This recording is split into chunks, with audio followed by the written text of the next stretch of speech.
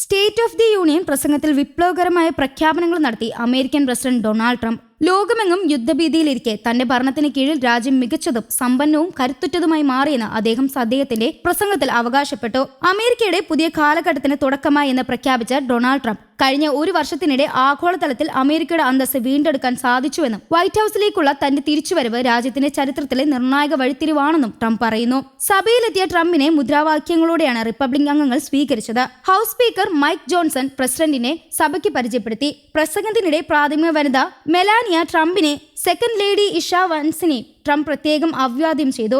ഇരുവരെയും എഴുന്നേറ്റ് നിന്ന് കൈയടിച്ചാണ് സഭ സ്വീകരിച്ചത്. കഴിഞ്ഞ തവണ താൻ സഭയെ അഭിസംബോധന ചെയ്തപ്പോൾ രാജ്യം വലിയ സാമ്പത്തിക പ്രതിസന്ധിയിലായിരുന്നുവെന്നും എന്നാൽ ഇന്ന് ആ സാഹചര്യം മാറിയെന്നും അദ്ദേഹം പറഞ്ഞു. സമ്പദ് വ്യവസ്ഥയിലെ കുതിപ്പിനെ കുറിച്ച് സംസാരിച്ച ട്രംപ് ലോകമെമ്പാടും നിന്ന് $18 ട്രില്യൺ നിക്ഷേപം അമേരിക്കയിലേക്ക് ഒഴുക്കിയെന്ന് അവകാശപ്പെട്ടു. ഇന്ന് ലോകത്തിലെ ഏറ്റവും വലിയ നിക്ഷേപ സൗഹൃദ രാജ്യമായി അമേരിക്ക മാറി. ലോകം ഉറ്റുനോക്കുന്ന ഏറ്റവും പ്രധാനപ്പെട്ട ഇടമായി നാം വളർന്നു കഴിഞ്ഞു, ട്രംപ് പറയുന്നു. അമേരിക്കൻ ജനതയുടെ ജീവിത നിലവാരം ഉയർത്താൻ വിപ്ലവകരമായ മാറ്റങ്ങൾ തുടരുമെന്നും അദ്ദേഹം പ്രസംഗത്തിൽ ഉറപ്പു നൽകി. അമേരിക്കയുടെ പുതിയ സുഹൃത്തും പങ്കാളിയുമായ വെനിസുലയിൽ നിന്ന് 8 കോടി ബാരലിലധികം എണ്ണ ഇതിനകം ലഭിച്ചതായി ട്രംപ് വെളിപ്പെടുത്തി. വെനിസുലയിൽ മുൻ പ്രസിഡന്റ് നിക്കോളാസ് മഡൂറോയെ ലഹരിക്കടത്ത് കേസുകളിൽ പിടിയിലാക്കിയതിനെ തുടർന്ന് രാജ്യം നേരിടുന്ന പ്രതിസന്ധികൾ പരിഹാരം കാണുമെന്ന് അദ്ദേഹം പറഞ്ഞു. മഡൂറോയെ വിചാരണയ്ക്കായി നിലവിൽ ന്യൂയോർക്കിലേക്ക് മാറ്റിയിരിക്കുകയാണ്. തകർന്നു കിടക്കുന്ന വെനിസുലയുടെ എണ്ണ വ്യവസായത്തെ പുനരുജ്ജീവിപ്പിക്കുമെന്നും ഈ മേഖലയിൽ അമേരിക്കൻ സാന്നിധ്യം ശക്തമാക്കുമെന്നും ട്രംപ് തന്റെ പ്രസംഗത്തിൽ വ്യക്തമാക്കി. മിലാൻ ശീതളകാല ഒളിമ്പിക്സിൽ സ്വർണ്ണ മെഡലുകൾ നേടിയ അമേരിക്കൻ പുരുഷ വനിതാ ടീമുകളെ ട്രംപ് പ്രസംഗത്തിൽ അഭിനന്ദിച്ചു.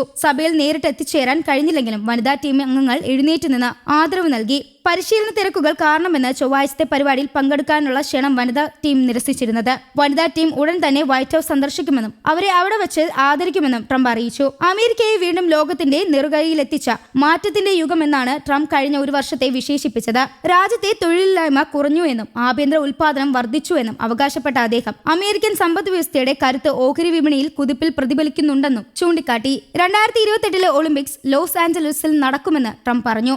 വെനിസുലയിൽ മഡൂറോയുടെ ഭരണം അവസാനിപ്പിക്കാൻ കഴിഞ്ഞ വലിയ നേട്ടമായി ട്രംപ് വിശേഷിപ്പിക്കുന്നു. വെനിസുലയിൽ ജനാധിപത്യം പുനഃസ്ഥാപിക്കുന്നതുവരെ അമേരിക്കയുടെ ഇടപെടൽ തുടരുമെന്ന സൂചനയും അദ്ദേഹം നൽകി. ഇറാന്റെ ആണവ മോഹങ്ങളെ സൈനിക നീക്കത്തിലൂടെ തടയാനായി എന്നാണ് ട്രംപ് അവകാശപ്പെട്ടത്. അമേരിക്കൻ താൽപര്യങ്ങൾക്കെതിരെ നിൽക്കുന്ന ഏതൊരു ശക്തിക്കെതിരെയും സമാനമായ നടപടികൾ ഉണ്ടാകുമെന്നും അദ്ദേഹം ആവർത്തിച്ചു. കുടിയേറ്റ നിയന്ത്രണങ്ങൾ കൂടുതൽ കർശനമാക്കുമെന്നും അതിർത്തി സുരക്ഷയ്ക്കായി കൂടുതൽ ഫണ്ട് വേണമെന്നും അദ്ദേഹം ആവശ്യപ്പെട്ടു. ഇറക്കുമതി തീരുവകളുടെ കാര്യത്തിൽ സുപ്രീം കോടതിയിൽ നിന്നേറ്റ തിരിച്ചടിക്ക് പിന്നാലെ പുതിയ നിയമനിർമ്മാണത്തിലൂടെ തീരുവകൾ പുനഃസ്ഥാപിക്കാനുള്ള നീക്കം ട്രംപ് പ്രഖ്യാപിക്കുകയും ചെയ്തു.